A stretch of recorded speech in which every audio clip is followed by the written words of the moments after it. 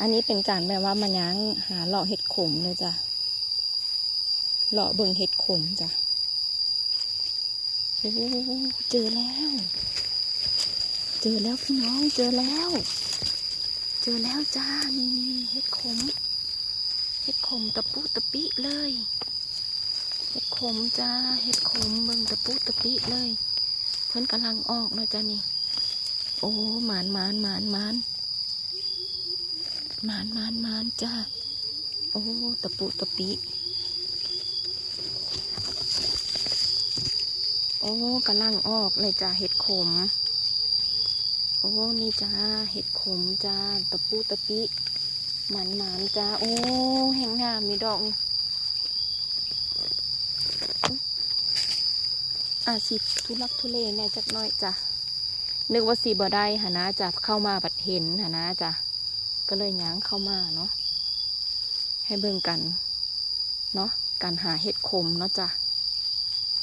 อันนี้เป็นป้าแรกเลยจ้ะก็บ่เคยมาคือกันเนาะ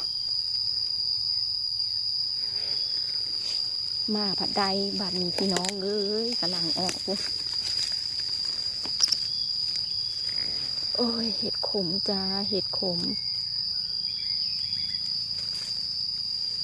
ตะปุตะปิอยู่จ้ะปุ๊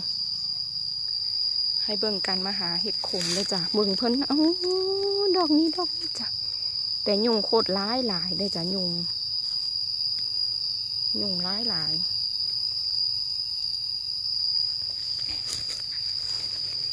ยุงหลายจ้ะก็เลยมาย้างหาเลาะเบิ่งเนาะ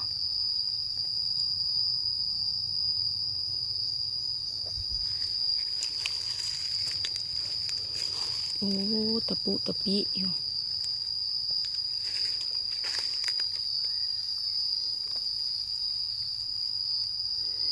เห็นอิวบอ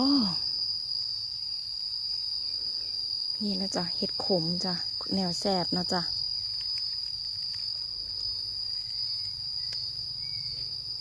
ตะปุตะปิเลยจ้าเห็ดขมจ้า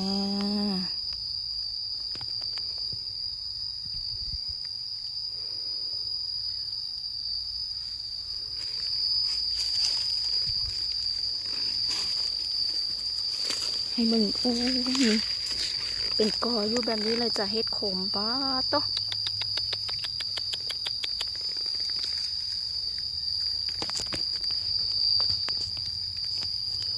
ให้เบิ่งบรรยากาศเห็ดขมจ้าเบิ่งนู่นนี่ตะปุตะปิอยู่นี่เพิ่นออกนี่พี่น้องนี่เห็ดขม